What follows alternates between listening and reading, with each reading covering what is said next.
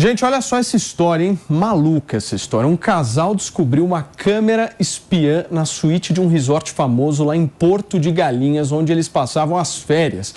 A polícia que investiga o caso está afirmando que o objetivo da câmera escondida seria registrar a intimidade do casal, como cenas de nudez ou sexo sem consentimento.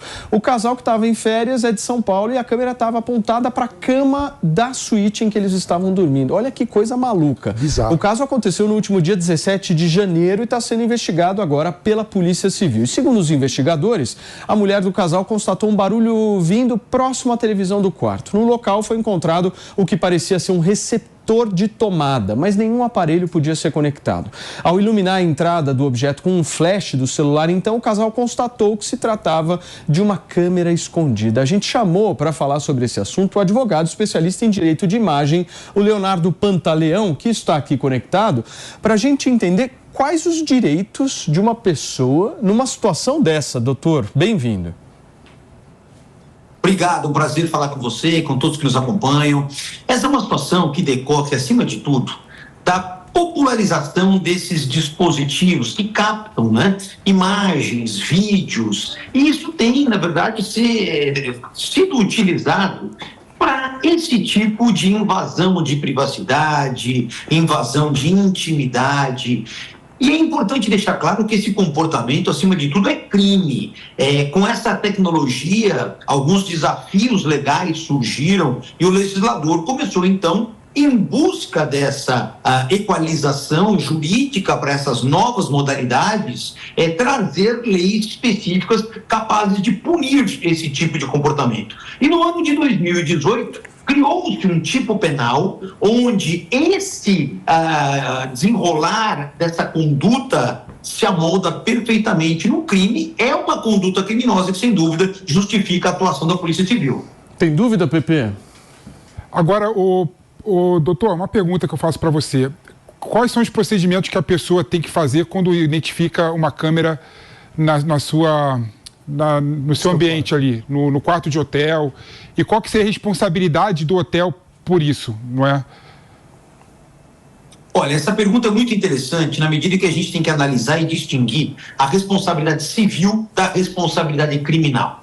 Toda vez que alguém identificar num local como esse, câmeras capazes de captar as suas imagens sem o seu consentimento, isso é uma premissa muito importante, porque senão não se adequaria ao crime, ela precisa imediatamente comunicar às autoridades públicas, às forças de segurança, Polícia Civil, Polícia Militar, enfim, comunicando e noticiando a ocorrência daquele crime.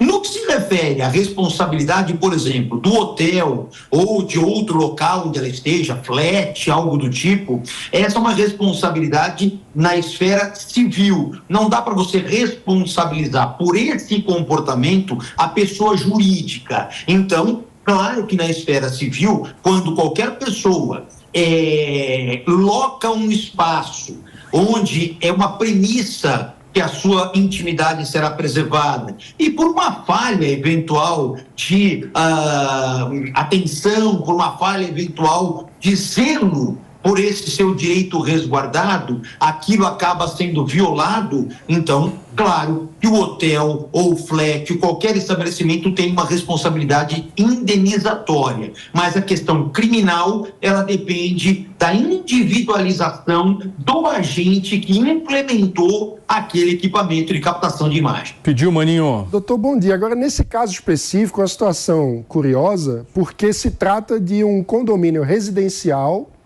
onde o proprietário aluga o seu imóvel por uma plataforma. Então, como que se divide essa responsabilidade de indenização? O que é que fica com o condomínio? O que é que fica com a plataforma? O que é que fica com o proprietário do imóvel? Nesse ponto, você teria que, para justificar que o condomínio deve indenizar, você também teria que demonstrar algum tipo de ato ilícito praticado pelo condomínio, no que se refere, pelo menos, a uma fiscalização daquela unidade privada. Me parece um pouco complicado, porque dificilmente você tem o acesso, por exemplo, do síndico daquele condomínio a cada uma daquelas unidades. Então, essa responsabilização me parece que fica mais restrita ao titular do imóvel sem dúvida alguma, ele é responsável, mesmo que não tenha sido ele quem fez a instalação daquele dispositivo, pode ter sido um hóspede anterior, por exemplo, que fez aquela instalação ao arrepio do conhecimento do dono do imóvel, mas pela sua negligência na fiscalização, na verificação das condições daquele ambiente em que ele está locando ou emprestando a terceiros, ele fica responsável também pela parte indenizatória. E a criminal, repito, é aquela que vai ficar voltada ao agente que de fato implementou aquele dispositivo. Agora, você imagina você sair de férias e ir para Porto de Galinhas, um lugar tão maravilhoso desse, e simplesmente se deparar com essa situação. Bizarro. Eu não consigo me imaginar numa situação dessa. E assim, eles foram muito habilidosos, né? De ouvir, prestar atenção, porque não é todo mundo que tem. E a questão imediata que surge é há quanto tempo a câmera estava ali? Quantas pessoas podem ter sido vítimas desse criminoso? Onde estão essas imagens? Exatamente. Né? E aí, né, senhor? Professor Leonardo, eu queria fazer uma pergunta. Prazer te reencontrar aqui. Eu queria te perguntar sobre a penalidade para esse crime que foi incluído no Código Penal em 2018. É de detenção de 6 meses a 1 ano. E aí seria importante você explicar para a nossa audiência que esse é um crime de menor potencial ofensivo, ou seja, dificilmente alguém vai ser preso por isso, né? Se não for reincidente, enfim, vai ter todas as possibilidades de fazer um acordo para não ser punido. Você não acha que, diante da gravidade do fato de se adentrar na intimidade de alguém, de um casal, por exemplo, a gente não deveria ter uma punição mais proporcional, mais grave para esse tipo de caso? Olha, você toca num ponto importantíssimo, porque a pena no direito brasileiro, ela é polifuncional. Uma das funções da pena é exatamente prevenir o comportamento. E você só consegue prevenir aquele comportamento quando a sanção imposta, ela de fato traz um caráter intimidatório. E quando você tem um crime dessa relevância, dessa gravidade por conta de uma violação absoluta a direitos individuais e garantias constitucionais, com uma pena muito simples, ela não alcança a finalidade da intimidação. Consequentemente, ela acaba permitindo com que aquele comportamento se desdobre. Eu concordo, eu acho que a pena realmente deveria ser mais elevada para tentar alcançar essa ideia da prevenção, e mais do que isso também acho que é importante colocar. Uma coisa é a captação dessas imagens.